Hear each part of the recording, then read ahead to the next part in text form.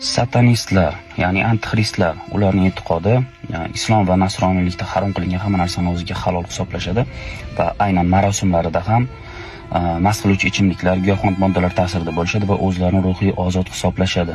Satanistlarning e'tiqodi bo'yicha o'zini hirsini xohlagan jins vakili bilan qondirsa bo'ladi. Ya'ni hozirgi butun dunyoda LGBTni asosiy tarafdorlari va ularni moliyalashtirgan satanistlar hisoblanishadi. Satanistlar eng ko'p joylashgan davlatlar Amerika va Yevropada juda ko'p joylashgan.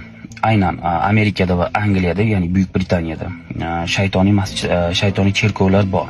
Ya'ni Satanic Temple yoki Church of Temple.